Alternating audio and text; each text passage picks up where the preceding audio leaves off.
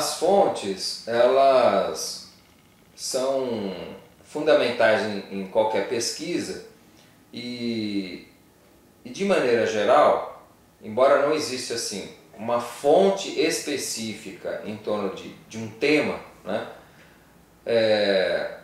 Nós historiadores, e essa foi um pouco a minha experiência, a definição pelas fontes ela está diretamente vinculada à natureza da problemática que você quer debater. Posso usar o exemplo no mestrado, que foi o seguinte: como eu mencionei, o meu objetivo não era discutir as políticas públicas em torno da questão da moradia na cidade de São Paulo, né? A minha grande questão era entender as experiências daqueles que haviam participado de movimentos por reivindicação de moradia. Nesse caso, embora algumas entrevistas, alguns depoimentos desses participantes foram abordados pela imprensa, né, mas eles eram muito raros, né? Então, a opção por narrativas, pela entrevista oral, foi uma opção vinculada a essa problemática que era entender a experiência daqueles que haviam participado dessas ocupações. Portanto, os sujeitos daquelas ocupações é que deveriam ser ouvidos, né?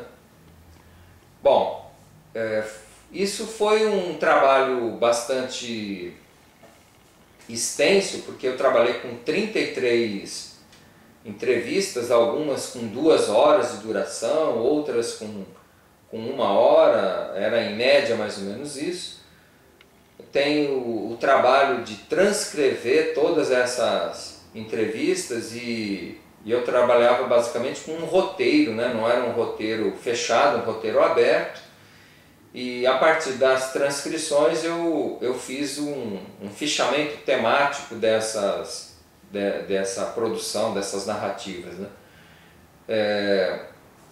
Porque vamos dizer assim, essas entrevistas elas necessitam também de um tratamento crítico e analítico, né? É um engano achar que você está simplesmente dando voz aos sujeitos. O trabalho do historiador é exatamente, ele participa nesse caso da produção da fonte, que é a questão da entrevista, né? Porque ele tem uma temática, ele tem interesses, ele propõe um roteiro, né? Ao mesmo tempo ele vai analisar essa fonte, né? Ele vai dialogar com essa fonte, né? Esse é o papel, né, do historiador, né? Eu chamo a atenção a isso porque às vezes há um equívoco por parte de alguns, né, de interpretar a história oral simplesmente como a entrevista em si, né? A entrevista é o material, a fonte sobre o qual o historiador vai refletir, vai pensar o seu objeto, né?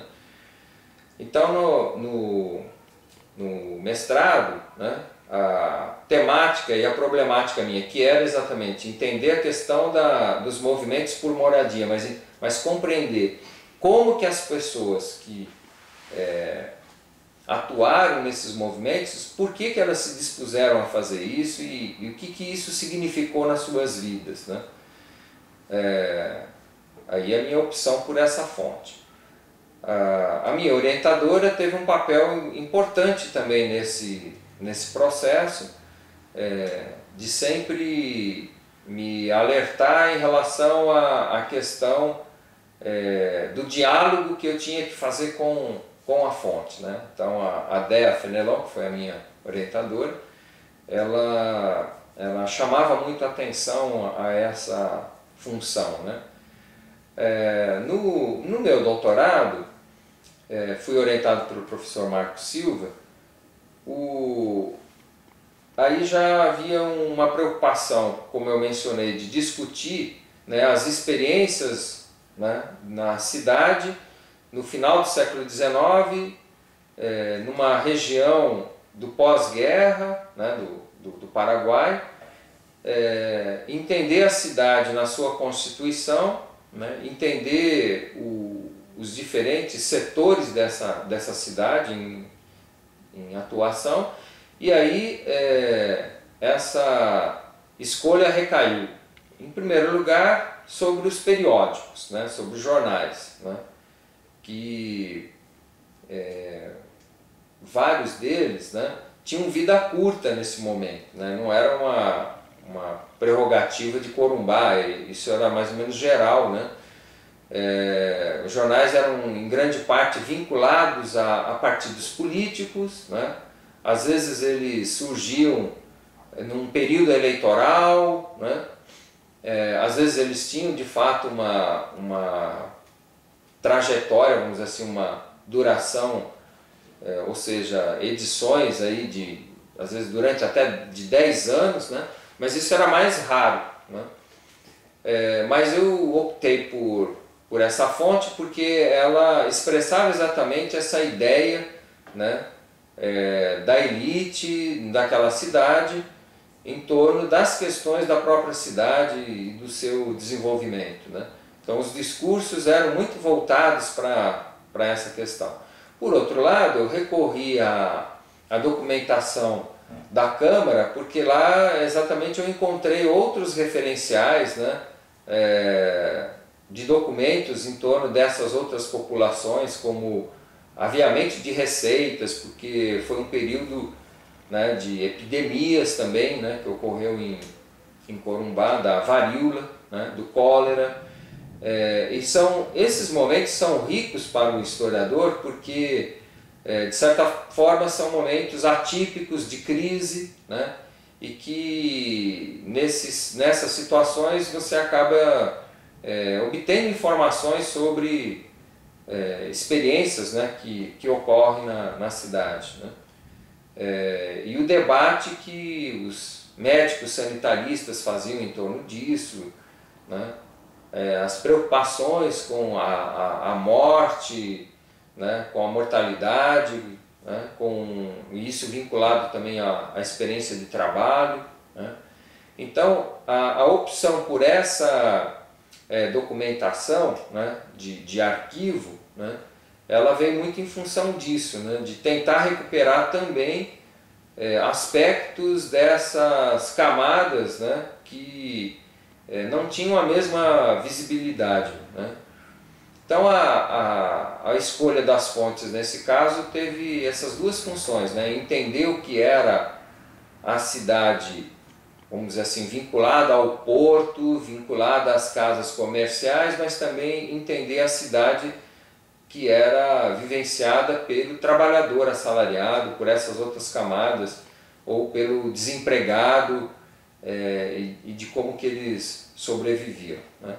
Então as fontes, elas estão diretamente vinculadas às perguntas que o historiador faz, né? Não tem como deixar de ter essa relação, né?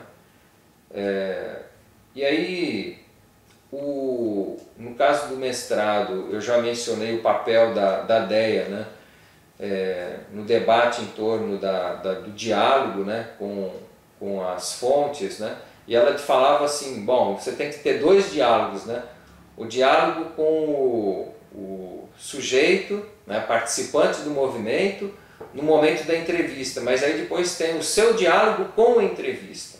Então é esse o papel do historiador, ele não pode deixar de fazer esse segundo momento, que é o diálogo dele com a entrevista, que é a sua fonte.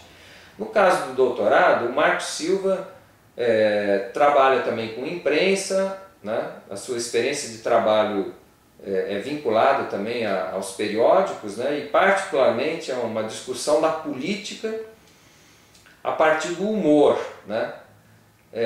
E ele então teve esse papel também no meu doutorado de debater comigo principalmente esses aspectos da política em relação à cidade e o papel que os periódicos tinham nesse processo, né?